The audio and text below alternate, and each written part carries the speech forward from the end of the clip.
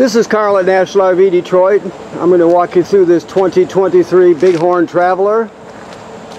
It's a model 37 TB. Okay, so I'm just going to show you some of the features and how they work. This isn't a sales video, it's more of a how-to video. So let me go through some features with you. You have a refrigerator, obviously. This 2-burner cooktop pulls out. You have to remember that it has to be plugged in here to the LP system. You get a LP line with it, with a quick connect fitting on it, so you can do that. You have 2 power awnings with LED strip, fold-out stairs, 2 fold-out stairs. Now, if you ever have the door binding up when you're trying to close it, just make sure this is parallel with this, right? The stair is parallel with the threshold, and the way you adjust that is by pushing these metal tabs in to free up the legs so you can slide them in and out. That is the vent for the range hood. Open it up when you're going to be venting to the outside. Okay. Let's see what else we have here. Okay. So this is your solar controller right here. So basically, this will tell you it's in centigrade right now. You can change it to Celsius. 22 centigrade is the temperature. We're not gaining any voltage from the sun right now. That's because we're plugged in and there's no room for storage. So as soon as the 12 volts drop, you'll see that change. 8.57 kilowatt hours, 13.7 volts DC in the system. That's DC voltage, and it's 100% charged. So yeah, each screen will tell you something different. You can change this to Fahrenheit if you choose, and that's the most important one there. That's telling you how much you're gaining, how many amps you're gaining from the sun. And then it's also when you get to the voltage DC, we'll come around there in a minute. That's the other important one, so you pretty much know how many DC volts you've got in your system. 13.7 DC volts. Okay, so that's the solar controller. This is just a TV hookup here. Let me walk around a little bit. 30-pound LP tank. There's going to be another one on the other side. This is your battery, your hydraulics. This is the reservoir here. You've got an inverter that inverts power. Okay. The switch to turn the inverter on and off is inside. I'll show you that when we get in there. Inversion is starting off with 12 volt DC and inverting it to 120 AC. So the converter inside does the opposite. It goes from AC to DC. This one goes from DC to AC. Okay, we'll talk more about that when we get inside. There's a kill switch there. Okay, a reel here. Storage for a generator, or a place for a generator, or to use for storage. Your other 30-pounder. This is the controller for your automatic leveling system. You have a 6-jack system. You can see you have 3 legs on, or 3 jacks on each side. There's one more in the back. So the two commands you have to really remember for this one, the ones that you'll use the most, is auto level. So auto level is just going to take it from the once you disconnect your tow vehicle and pull it away, you'll push auto level and it'll level the trailer. Then the second most common one would be this one here, auto hitch. Auto hitch, push enter to begin. And so auto hitch means it's going to return the trailer to the exact position it was in before you auto leveled. So you should be able to just auto hitch height, and then when it's done setting the hitch height, you'll be able to roll your vehicle under there and hook up. Okay, so you've got many other options. You can read about them. You can do everything manually, independent, but auto level and auto hitch height are the 2 most common. Okay. That's just a holder for a tire monitor. There's your directions there on your leveling system too, so you can refer to that. Okay, so now here we've got the water station here. So you have a quick connect here for this sprayer to get water. Now you have 5 different configurations. City water is the most common. You just hook up the city water, turn it on, you're all set. So you can look that this 1, 2, 3, 4, the 4 valves are in the correct position for city water. Now let's say you're camping someplace without city water. So what you want to do is fill your tank while you're at home or wherever you're at, and then so you have plenty of water when you're camping. So you would power fill the tank. You would put it in this position here, right? And fill the tank. Then when you get to the campground, you would put them in this configuration, dry camping, and it'll let the pump water out of the fresh water tank, and all your plumbing will work as though you have city water. You'll just be pumping it out of the tank. Sanitized, winterized. So you have those 5 options. Now, this is where your city water hooks up. Okay, these are our black tank flushes here. You got 2 black tanks. So after you dump your black tank, you can leave the valve open, the gate valve open, the dump valve open, if that's what you want to call it, and hook the hose on there, turn it on, it'll spray out the inside of your tank, that sort of thing.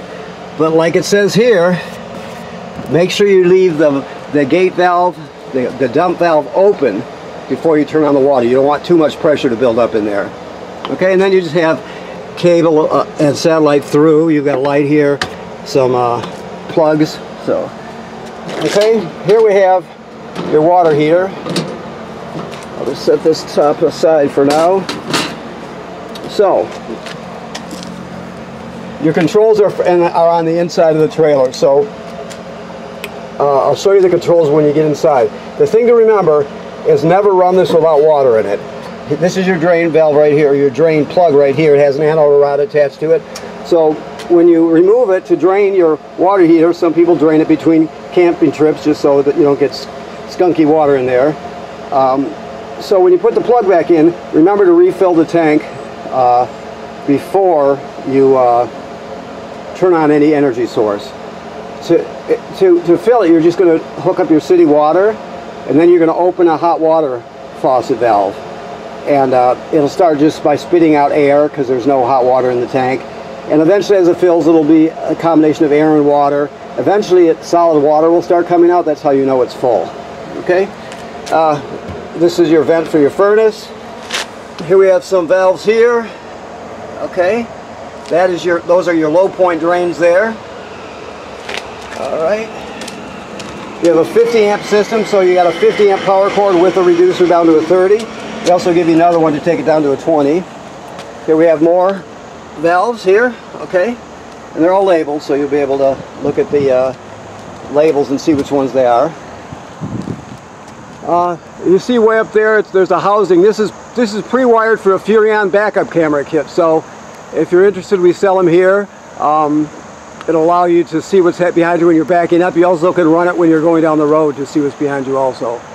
But next, that piece up there is a pre-installed mount for a Lippert telescoping ladder kit. So that's what that is. It's just pre-mounted. It's just if you want to buy one, you can always purchase one, and you'll be able to access the roof easier. Manufacturer states every 60 to 90 days you need to inspect your roof. Someone needs to go up there. Be very careful. Obviously, go up there. Make sure there's no cracking or separation at any of the sealant. Make sure there's no damage to any of the roofing components or the roofing material caused by, low branches or road debris, anything like that. You can't see what's happening on the roof unless you go up there and look. So make sure someone keeps after the roof. People, generally speaking, don't inspect the roof enough. So you want to know what's happening up there so you can protect your investment, and if anything needs to be dealt with, you'll know it. Okay. Alrighty. So this is your packet with all your literature in it. This is your control panel. I told you about the inverter, right? The inverter turns on here. Now that right now is taking AC or DC volts out of the battery and inverting them to AC, 120 AC. To shut it off, you hold it for a few seconds. There you go. There's no reason to be inverting power unless you need to.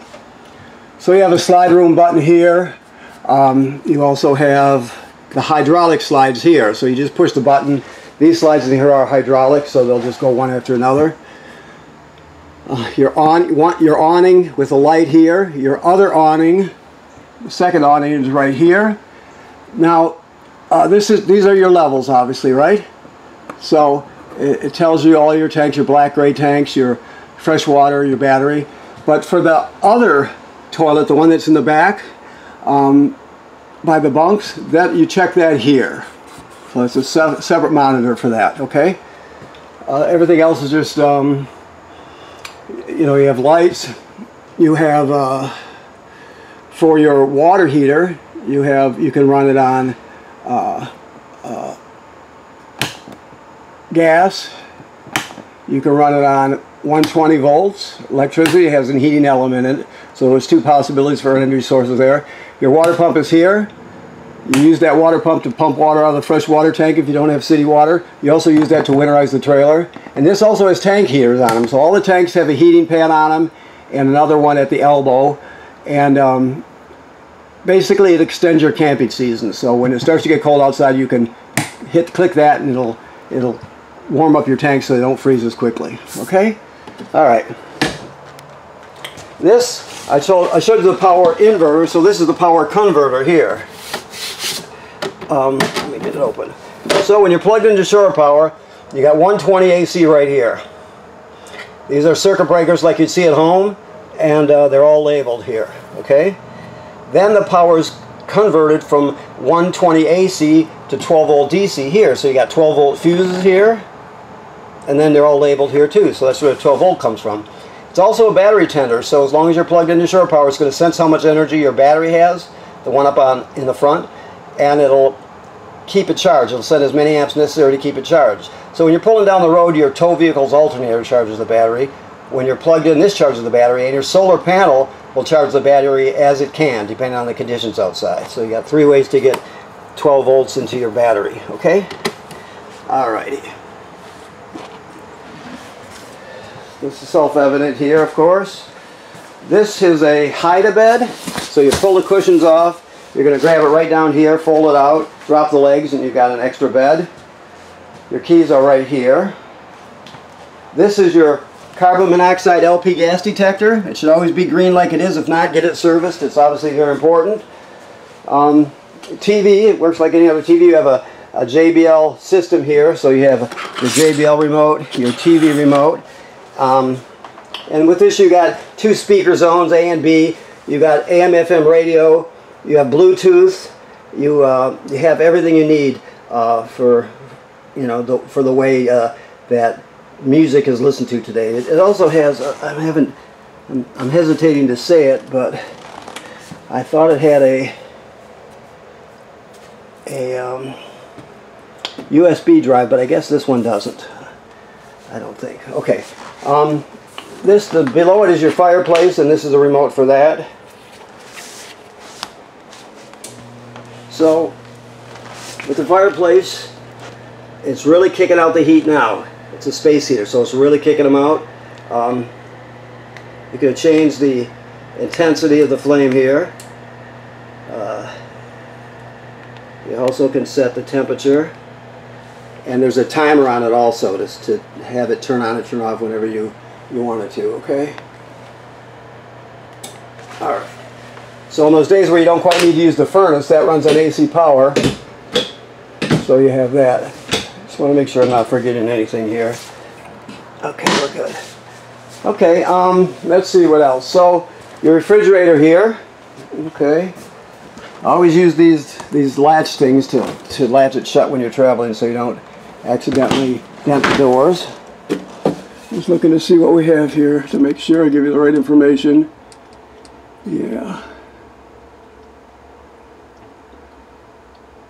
So you can use your power inverter to invert power to this refrigerator. So when you're pulling down the road, because it takes 120 AC, when you're pulling down the road, you turn on the inverter where I showed you, and it will invert power for you. And you can, it'll send it to this refrigerator, and it'll keep it cool when you're going down the road. Alright. Microwave works like any other microwave. It's got a fan in it also. You have your I don't know if he's got gas on here, but yeah, he does. So it's simple. You got the 3 knobs for the 3 burners. You push that to spark it. This is your oven. The oven has a pilot light all the way at the bottom in the back. So what you do is you'll spark it. First of all, you put this towards pilot, and then you depress it. You keep it depressed while you're lighting it. Spark it till it lights. Once it lights, you hold this in for another 10 or 15 seconds to heat up the thermocouple. Then you go to operating temperature, of course. When you shut it off, the flame goes out, but so does the pilot light. So you have to relight it, the pilot light each time you use the oven. Alrighty, let's see what else we have. I think that covers it up here. Let's go back. So obviously bunk room. You got a loft and a regular bed. Emergency window is right there. You got a ladder built in for here. You also have the half bath here. That's why you have 2 black tanks and 2 black tank flushes, because you have 2 toilets. So that's here. This toilet, I'll talk to you about the toilet when we get to the other one, but basically you have to have chemical and water in it when you use it, so I'll talk to you about that when we get up front. This is just a pantry here. So, your main bathroom here. Things to remember are, this is in the wrong position for traveling. To travel, you put these all the way over to this position, and then you latch this. You have to do that. If not, they're going to bounce around and slam around. Eventually one's going to break. It's just a matter of time. So, but if you do that, they will not break. Okay? You also have GFCIs here. All the plugs in the trailer are wired through GFCI, even the one that's on the outside. So if you're using something outside and it pops, you're going to reset it in here. The toilet is a typical RV toilet. It's got a flush pedal there. The idea is you can't use it without water and chemical in the black tank below. So when you get to the campground, you hook up your power and your water, you come in here, you put a dose of chemical in the bowl, then you're going to stand on the pedal and hold it down until you put at least a gallon of water in there along with the chemical. You can use more than a gallon, but don't use less. If you don't do that, the smell will be terrible, it'll get clogged up, and it'll just be a mess. So you always want chemical and water in there when your black tank is empty. Anytime you flush your black tank, let's say you're going to stay at the campground for another week, but you had to flush this, dump this black tank. After you did that, you repeat the procedure. Put chemical and water in there so it doesn't run dry. Alrighty. So we have chargers. Obviously you got hookups here for your TV, and you have a backer plate here. This is an option, another pre-wired option. If you scan this code, it'll take you to the site and they'll show you.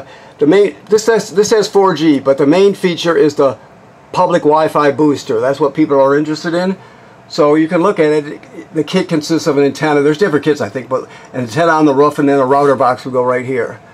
And basically, it just gives your family better public Wi-Fi. It boosts the signal, it gives you much more secure signal, and it's just all around better Wi-Fi. So if you're interested in that, it's pre-wired for that, and you can scan the code and learn more about it. Of course, this is your thermostat. It's very simple. It's off now. You're going to hit the mode button, go through the different modes, and pick out the one you want. It works like any other one does. This is for your antenna, your 360 antenna, WineGuard 360. So that's on like that. That's the way you want it. Okay. Let me look and see what's happening under here. If I can. Oops. Okay, yeah. I was looking for the other chair. There's the other folding chair for the dining table. Okay. Alright, so this is pre-wired and pre-plumbed for a stackable or a washer-dryer combo. Okay? You got the plumbing, you got the power. So that's an easy install if you ever want to get that. Your wardrobe looks like any other wardrobe, except you always want to remember to keep it latched when you're traveling so that it doesn't break. Okay? Alrighty. So you have 2 air conditioners in here. That's why you got a 50 amp system. Let me see here before I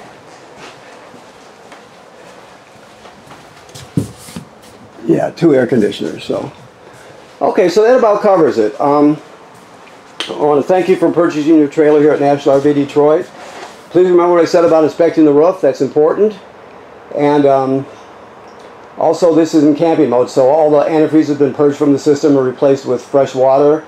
The valves on the water heater are in camping mode, so it's all set till the late fall when you winterize it, okay? Thank you very much.